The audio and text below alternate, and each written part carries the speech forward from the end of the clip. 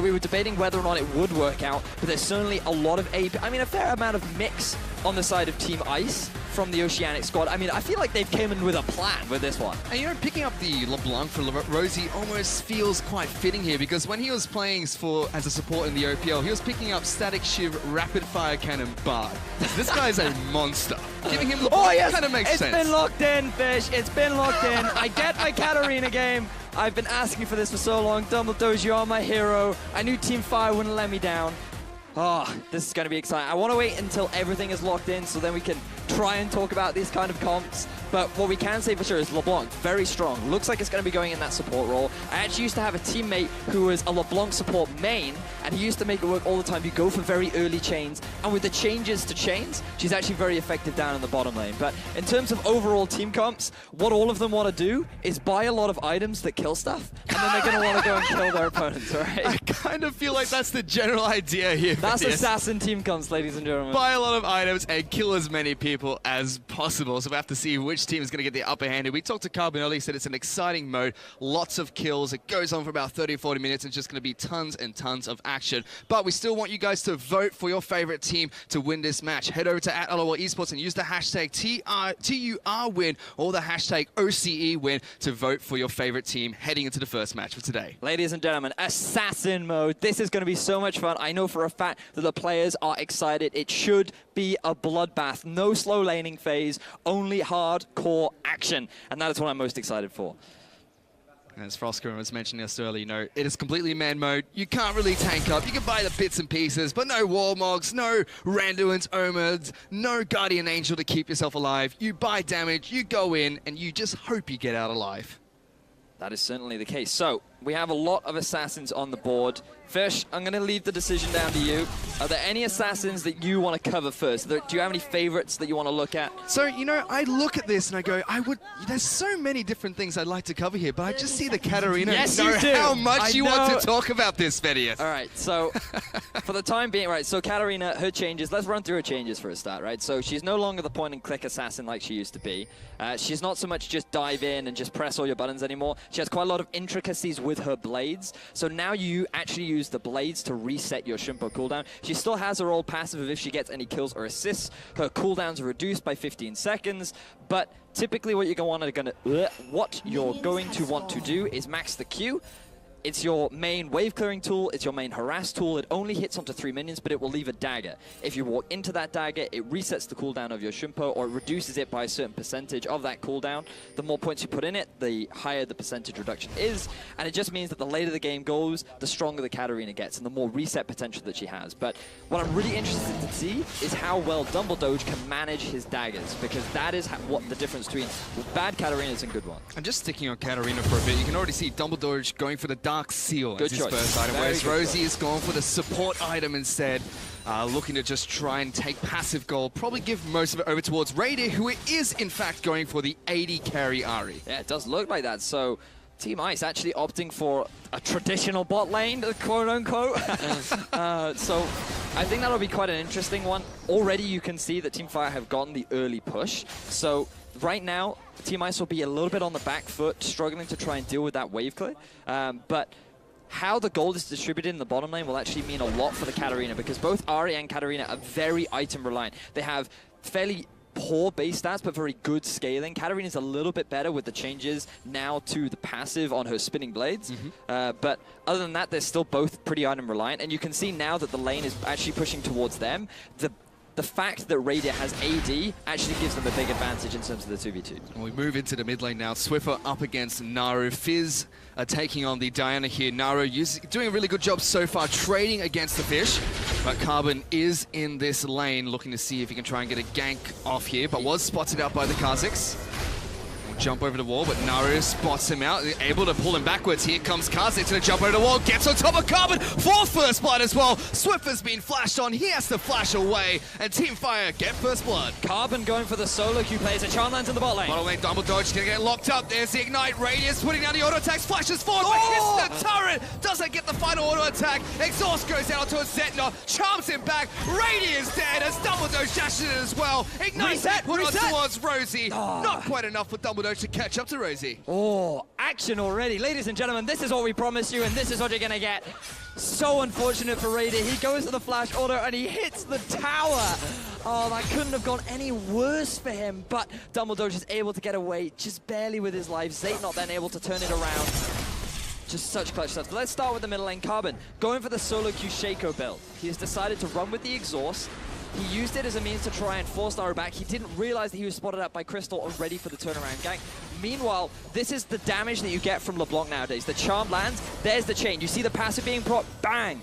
Gets popped by the chain itself, and it just does so much damage, and then Raider, right at the last second, fails and ends up hitting the turret, which is really what ends up losing them this trade. So very unfortunate for Team Ice right there. Rosie as well using the W really quickly. They're trying to get the instant damage. Oh, Raider. Oh, he knows he's messed up there. Yeah, he knew. But Rosie now coming for a roam mid. Yeah, looking to try and get the gank off towards Naru, getting a few auto attacks down. There goes the chain. Swiffer's trying to jump on top of him, but just a little bit too tanky, the Diana in the mid lane. Yeah, I mean, this is probably the most conventional lane that we have on the Rift right now. Fizz versus Diana. Early levels tends to go towards Fizz's favor, and remember now that Fizz has had a couple changes himself. Not some massive ones. The one you really need to pay attention to is his ultimate. The further it travels, the more damage and the more CC it actually does. As Dumbledore's going a little bit aggressive, hitting quite hard. Yeah, quite a bit of damage down on towards Radio. Dodges out the charm. Rosie is waiting in the wings, but he's only level 2 on this LeBlanc. Dumbledore has already hit level 4. Oh, that's thanks to the early kill that he was able to get. Rosie going to be struggling a little bit in farm, and you can actually see that the farm is being evenly split between the two bottom laners. Is Crystal making his way up to the top? Hello! I mean, I don't know why I'm surprised. I don't know why I am surprised. It is the best Keystone Mastery to run in Assassin mode. But yes, let's talk about this top lane, because we haven't yet. Pantheon, point and click, the ultimate skill champion. Ooh, flash charm. Flash forward. Rosie does get charmed up, but does distort away to get back to safety. Carbon waiting in the wings, trying to get the gank off, but Dumbledore and Zetnot have already disengaged. So, fun fact about Katarina and Shaco, her ultimate only goes off when you're within range of a target. So if Shaco is nearby, you can tell because your ultimate can actually be procced. Not that that's a useful feature, but hey, Shaco's nearby, you know? But yes, moving back to the top lane. Zed versus Pantheon. Typically, this should go in the favor of the Pantheon early, because you usually go for a bit of sustain with the Corrupting Potion. You just throw spears all day, and it's difficult to trade back, but I don't know if he can get out of this one. They're looking for a dive. Swiper will be able to stun up Eldwin. He's going to live with a sliver of health. Swiper living with less than 10 health here. Crystal should be able to path him down and hunt him down. He does have teleport. Well, let's see if he's going to be able to use that one to escape. He might just be looking for the execute instead. I think he might very well be able to get this, and he does. Well played, Swiper, to get out of that situation. I felt like he may have gone for the TP play. He didn't want to risk it. He's going to keep that summoner spell. A bit of experience will go over to Crystal, but other than that, nothing too much loss. So well played by Swiper to get out of that, especially being a level down. He was laughing quite a bit there as well once he got executed. Knew he was able to, outplay them a little bit, stop the dive coming out from Eldwin. Both flashes burnt by the top laners, but Swiper will use his teleport to get back to the top lane as well. Certainly will. So now that we are 7 minutes into the game, 2 kills on the board, let's run through some of the itemization that you do have the champions going for. Now, Swiper, we actually have a bit of a replay. Oh, actually, this is great, because we can actually see what Swiper was able to do, and a bit of a misplay from Elwin. So he actually starts off by going with the ultimate, and notice his basic attack is actually going to hit into the block. That means that Swiper's going to avoid a lot of the damage, and he just flashes out of range of the shuriken to avoid that last tick. And because Crystal had already used his leap to get in range to try and finish off Swiper, he's able to get away. And bear in mind, Crystal had already used his flash earlier on, so then Swiper could just get away with the execute. Does give Crystal level 6, will rank himself up. Seems like he wants to return up to the top lane for Swiper. Goes Invisible, jumps on top of him, gets a good amount of damage now, goes Invisible again, but it's not going to be enough. Takes quite a bit of damage from the tower shot and the Thunderlord's proc from Swiper. Now, I'm surprised Swiper decided to go for the Serrated Dirk early. Having chatted with Rusty, he actually told me how if you just stack longswords, it's actually much more efficient than actually upgrading to the Serrated Dirk due to the changes to lethality. But he's decided to get that as we see Dumbledore going in. Rosie taking a lot of damage. Dumbledore has been exhausted. Radio gets charmed up, looking for a kill to Zayt. Not the ignite is ticking. He gets it, but then going back in. Dumbledore gets the reset. Oh, he's under the turret, but he just can't quite do it. It's a double kill for Radio. Oh, Dumbledore, you could have easily gone on the double kill, but you just weren't fast enough with the Shumpo, and Raid is able to get himself the outplay. Oceania get themselves the desperately needed 2 kills. That bottom lane finally starting to work in their favor. But my word, that was 1-10 exchange. They're even a disadvantage. I mean, Zayd not only being level 5, but look at this gank in the mid. Carbon's in the mid lane. There goes the fish onto Oz. Naru will knock him up. Let's see if they go for the dive. Swiffer and Carbon seem like they want it, but the turret aggro goes onto the wrong 2 people and doesn't get the clone. So another failed gank in the mid lane from Carbon. Decided not to use the exhaust this time, but we'll put a bit of pressure down onto Naru. If Swiffer had used his ultimate a little bit sooner, it would have provided a little bit more crowd control and a little bit of extra damage. But he decided to get just up close and personal, so you didn't quite get the maximum usage out of that ult. Meanwhile, we see both supports roaming around the map, and now we're going to see that vision plant coming in as actually potentially a gank coming in from the Pantheon. Pantheon looking for the Grand Skyfall on top of Naru. He will get out of the circle, but Crystal jumps in, comes the first to fall. Double Doja spinning around for the double kill. He gets the triple kill, and he's still hunting down Rosie as well. What a play from Double Doja. There it is, ladies and gentlemen, the triple kill from the legendary Katarina. That's what we wanted to see. Fantastic use of the reset. Great positioning as Rosie's got caught out. Zaynot's found him, gonna dash over the wall, trying to chase down the LeBlanc. Will be able to get one more auto attack. Zaynot gets the kill. Radius now trying to chase it down, but Double Doge, he's flashed over. He wants to help his friends. They're going for the turret time. One more attack, it's all it takes. He gets the reset as well and gets back to safety. Thank God to Dumbledore. He comes in as support for Zaynot, who is in a bit of a tricky situation right there. A little bit ironic that the AP Ahri is the one running heal and the AD Ahri is the one with Ignite. Nevertheless, 2 kills further go over to the Turkish team. And already just so much more bloodshed. 5-1-0 Katarina right now. Whew. I mean, where does the replay start? It has to be from the gank in the mid lane. So you can see Naru is the target. They want to try and punish him. He has no flash. And they're somewhat expecting this gank, so the rest of Fire come in for the collapse. Crystal goes in a little bit early, but Dumbledore can just come in with a perfect flank to get all of the resets. You can just see all of his daggers everywhere. Enables him to get the resets, and I mean, you really don't need that many skills early on because you actually have great scaling with the with AD. So as long as you get an early longsword, it works out. Meanwhile, in the bottom lane, Rosie gets caught out of position, only being level 5. Zaynot's able to pick that kill up, and then Dumbledore's coming in as we see more action. Meanwhile, Crystal's been able to take down Swiper. Carbon was close by, but not able to help out at all there. No, I mean, a little bit too quick for the OPL team to respond. And now Carbon is left up alone. Now Dumbledore's looking for another roam in the mid lane. But unfortunately, Katarina, one of the main reasons we're unlikely to see her in competitive play is due to her severe lack of utility, which does hinder her ability to roam around and gank in the mid lane. But nevertheless, a lot of pressure being exerted by the Turkish squad right now. Look at the level disadvantage between the 2 junglers here. Crystal, level 9 on this Kha'Zix. Carbon, still level 6 on this AP Shaco. As Dumbledore will get charmed up here by Radiant. Takes a little bit of damage, but is able to shampoo to safety. I mean, you talk about the level disadvantage, but look at it as well in the top lanes. We see another gank in the mid.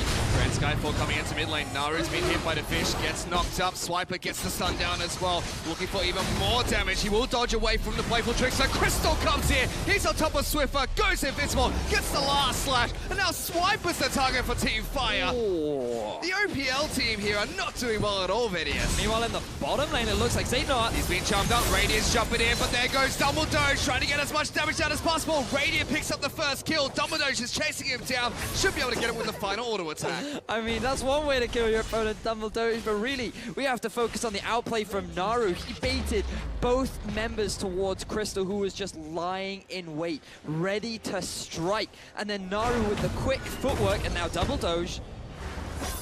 Gonna have to be a little bit careful, but that is so much damage being thrown on towards Rose with just one dagger.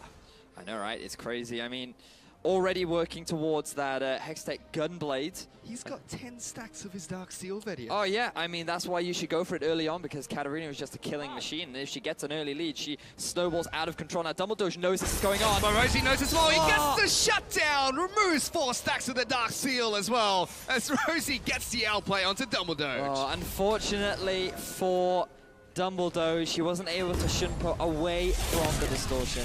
Nevertheless, let's backtrack what happened in mid lane. So Naru once again being the target focus. A lot of attention being focused onto the main assassin player. And not much success really coming out of it. Not really enough damage from Swiper, only being level 7. They couldn't really close it out, and then Crystal comes in and look at the damage. just absolutely crazy stuff. Had already completed his first jungle item, was already stacking up that AD. Zeitnot getting caught out of position just a little bit, ends up eating a charm and losing his life, but in exchange for that, Radiant has to trade it as well. Ahri versus Ahri. Dashes versus dashes. AD clearly the one on top, you know, superior. Proof, right here, right now. Eventually we saw Rosie get that crucial shutdown onto Dumbledore, but he has his Hextech Gunblade now, Vedius. Yeah. It's actually a very efficient item on Cat as well. I wouldn't be surprised if we saw Double Doge work towards a Rylai's Crystal Scepter next. It gives you a little bit of extra tankiness, but on top of that, it gives you that bit of CC that you're lacking as a Katarina. The thing you have to bear in mind is that it's actually quite potent because it slows down your target. If you, it deals a fair amount of magic damage, the active on the Hextech Gunblade, but it slows them down, enables you to get in range to then start dropping your combo. Now, we have to look at Naru, who's looking for a roam down to the bottom lane. There is vision, but he's going to run straight into Carbon. Carbon, though, is going to get deleted from Summoner's Rift as Naru gets a drive-by onto the Oceanic Jungler. Now chasing down Radio and Rosie. He's going to get popped here, left with less than 100 health. Zeitnot charges on forward and picks up the second kill for Team Pyre. Losing that tier 1 in the mid lane hurt OPL so much. They lost so much control over the bottom half of their jungle. This enabled Naru to roam around for the flank. I don't even think Khan was looking on his screen, and to be honest, he didn't get a chance to because he was gone before you could say, what? So much damage coming out from Naru, so effective. And they get themselves 2 kills off the back of it. They're just taking stock at where things are at now here, Vedius. 8,000 gold lead for the TCL team, but there is a teleport to the bottom lane. Swiffer's looking for a flank. Carbon's on top of Crystal. He goes for the turret dive, gets a kill to Radiant, but Zeitnot's being locked down by Swiper. Crystal will fall. Double Doge being snared up here. He'll get taken down for a double kill for Swiper. So it looks like the Turkish squad overcommitted just a little bit. They tried to force a fight that they were not in a great position to do so. They didn't spend the gold that they had just picked up after that successful setup in the bottom lane, and they end up getting punished for it. So nice response from OPL. Still proving that they have some fight left in the tank. But the thing that's really hampering them right now is this severe level disadvantage. Picking up a couple of those shutdowns will certainly help them, but they have a long way to go before they can close this massive assassin gap. So we're taking a look at the items earlier. Everything looks fairly standard. For now, though, let's go into replay of that dive, Vedius. So you can see here, Fire, they feel pretty confident. They know they have the damage to kill Raider, and they successfully do so, but they have to commit so much to get him. They leave Zeitnot on the backline, tanking the turret. Swipe is able to clean that up, and then in a 3 versus 2, as well as the Illuminati Shaco boxes, that's the crutch that prevents Turkey from being able to pick that turret, pick up a couple extra kills, and end up giving away a small advantage to OPL. Like we were mentioning there, all the items look fairly standard for a couple of these assassins, especially, we see Zed, Kha'Zix all picking up standard items. Even Diana, kind of standard, going for a little bit tanky in that mid lane. Ahri, very standard, same as the Katarina, but we've got a hybrid Ahri on the side of the OPL team here, Vedius. He's gone for the Hextech Gunblade with Berserker Greaves. Going for that super sustained Ahri build. I mean, I guess it works. And then we have Carbon on the AP Shaco, yeah, you've got me there. Good one. You've got me. Can't explain that one, but look at Carbon. He's going to try gank in the mid. Let's see if he can. Double Doge being snared up. Rosie jumps over the wall, but Zeitnot's charging it to the back line. Rosie will take down Double Doge. Radiant loses with a sliver of health, but here comes Crystal. Leaps in, trying to get the kills. Tries to take down Carbon first. Rosie will fall, and Carbon will fall second here. Team Fire clean up the Oceanic team. Double Doge gives away his life, but the action's not over yet. So if it looks like he wants to go and get the flash playful Trickster to take down Crystal, but Naru's here. He's going to be able to chase down the Fizz, misses the Crescent Strike, but will pull him back with his W. Swiffer is trying to stay alive as long as possible. Trident strikes his way away, trying to go toe-to-toe against Naru now, and he does get back to safety. So Swiffer with the style points, he gets a kill, he gets himself out, and he actually makes that overall trade a 2 for 2. So not bad for the Oceanic squad. They definitely committed a little bit harder than I think they wanted to, but it ended up working out as Elwin now. Trying to dive on towards Swiper. Swiper knows that Turkish top laners are a nightmare to deal with, but here comes Carbon, throws out the Shiv and picks up a kill for his top laner. Surprise! It's Shaco, and he is here to redeem his top laner. Swiper, after having a very tough early laning phase, is able to turn it around, but let's backtrack. Double Doge ends up eating the charm. He ends up losing his life. The chain CC is too strong from the LeBlanc. Meanwhile, Crystal comes in from the flank, being that Kazakh. Really good flash here from Zaytnot because they lose vision on him, and then he's able to buy time for his cooldowns, get the charm down onto Rosie, and they're able to get the 2v2. But then Swiffer shows the max range damage of this Shark, combined with the empowered W that the Fizz now has, and he's able to just walk out of here. Good sidestep from that Q is what really kept him alive. Naru running out of mana. But it looks like we may very well see more action as Crystal is moving towards this red buff. Carbon has to be very careful. Crystal will find and puts down the exhaust. Gets a lot of damage out towards the Kazuki. Jumps off forward. The chains are not going to connect. But can he get it? Yes, he does. The damage over time is enough. But meanwhile, Radier! Oh my goodness! He shoots, he scores! Naru gets another one. He is just on cleanup duty. Zaytnot's now been called out. He's been exhausted though. Carbon's going to try and chase him now. Rosie looking for the chains. Gets it, flashes forward and gets a kill onto that 80 carry, so to speak. It's Naru now in a 2-on-1. Swiper's Naru. He's looking for the outplay. He gets one. He's going for Swiffer. Oh my God. One more attack's enough. Naru can do it. No, he can't. As Swiffer gets the playful tricks to get the kill. Oh, Naru, you almost did it. You beast of a man. That was so close from the Diana. Wasn't quite able to pull it out. Swiffer keeping his team's hopes alive. But my God, action all over the map. We just don't get to breathe, do we, Fish? No, we don't. This is amazing, Venius. I mean, we were talking to Carbon earlier. He said it's an action-packed game, and it certainly has been. And Dumbledore's been jumped off by Carbon here. Gets a lot of damage down, but he can't get the reset. He can't pick up the kill. Ice will take down another member of Team Fire. That was so close for Dumbledore to get that kill. What he didn't realize was the box was actually put down behind him, and that fear is actually what interrupted his ultimate. But now, looking back to Naru, good flash over the wall, ends up eating the small fish, so doesn't take a huge amount of damage from it, buys enough time, then dodges over to Swiper to avoid the playful trickster, and then he's just buying time with the shield. So well played, and it's just so unfortunate if he was able, if he just cooldowns. It was just cooldowns and he would have been able to get the 2 versus 1. But nevertheless, 1-for-1 trade in a 2 versus 1. I think you can be happy with that. He's getting a little bit closer here as Crystal is going to be charmed up by Radier. Just wants to get himself back to safety. Carbon will throw out his ultimate. Doesn't deal too much damage there, but Crystal will be able to escape. And looks like we have another hybrid character on the Rift here. It's going to be Shaco. He's not just full AP. He's going for an X-Tech. Oh, okay, that's fine. Yeah, I can appreciate that. I can respect that. He has pretty good AP scalings on some of the changes that happened to him recently, like on his Deceive and on his Dagger as well, or on the Jacket box anyway. But something that we actually discussed earlier on was an Assassin's ability to take Baron. It looks like that when you run a Diana and a Kha'Zix, that rule doesn't apply to them. Pretty much. It's going to be a 21-minute Baron here. It's really hard to siege as Assassins, so Baron's the next best bet. Oh yeah, it certainly is. So 21 minutes. Early on, Turkey definitely had full control during the laning phase. A couple of overcommitments perhaps resulted in OPL getting a couple favorable trades. They get some items under their belt. They started scaling relatively well. But now with Baron on the side of the Turkish squad, it looks like that they have regained control. But now what are they going to do with it? They've taken a lot of the tier 2 turrets already.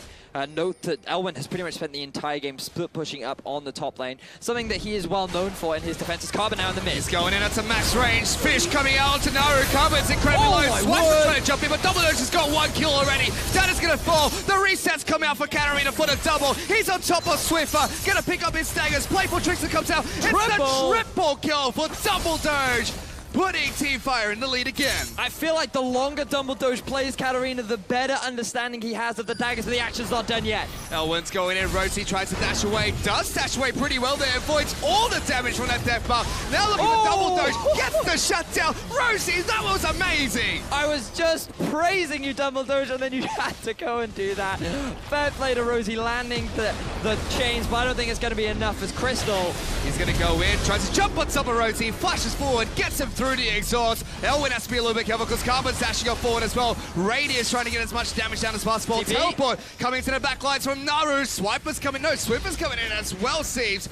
Let's see what they can do here. Naru, he's going to jump on top of Swiper. He's gone. Crystal picks up that kill. Team Ice are falling 1 by 1 here as Fire still pushed towards the inhibitor. That looks like they're going to get it too. 3 members are alive for the OPL squad.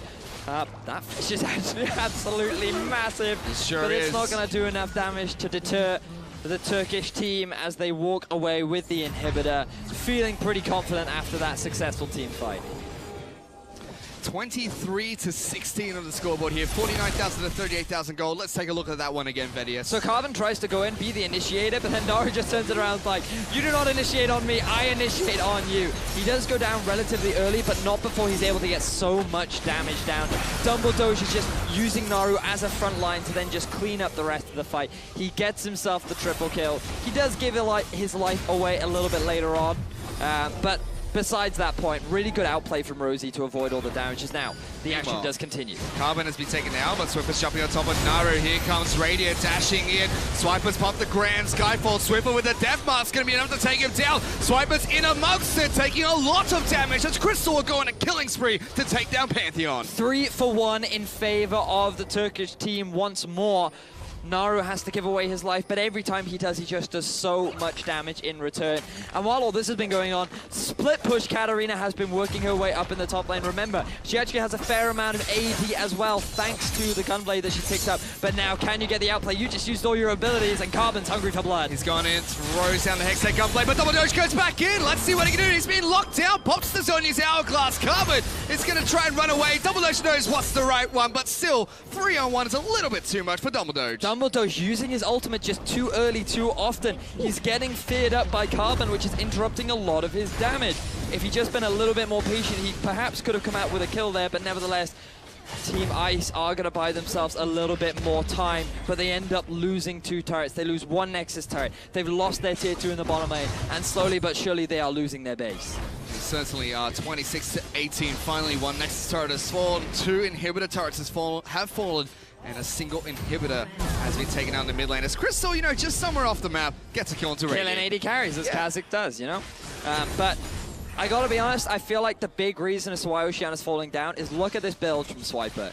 This is not a man build, Fish. This is not how an assassin will play. Where is my Bloodthirster? Where is my Last Whisper? These are the sort of things I want to see on Pantheon. And Naru, he wants to see a bit more action, but for the time being, he's going to have to disengage. Swiper, the tank player from Oceania, you know, sticking to his guns, trying to build as tanky as possible. You have to be assassin mode. Look at these builds coming out from the side of Team Fire. They've got, all right, he's got a more of Malmortius. Okay, never mind. Crystal's been removed from this too. But look at the Katarina. Look at all the damage. That's what we want. Look at the Ari. He's got a Zonya's Elgon.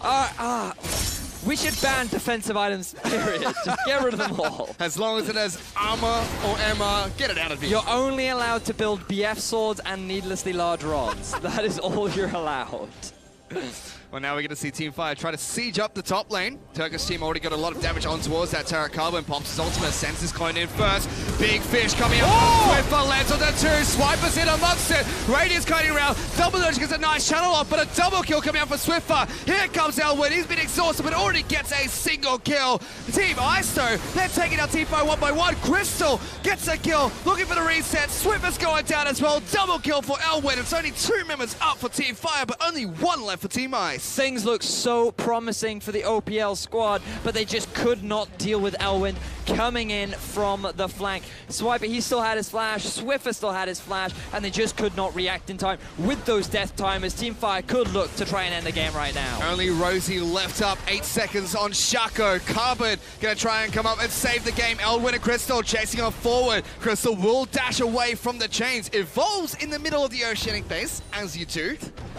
That turret will fall, it seems. The minions will be able to take the one down. It's an open nexus here for TCL to take down. But Turkey, they realize that they don't want the action to end just yet. They still feel that they need to give the Oceanic team a bit of a fight, you know? So they're going to keep them alive for the time being.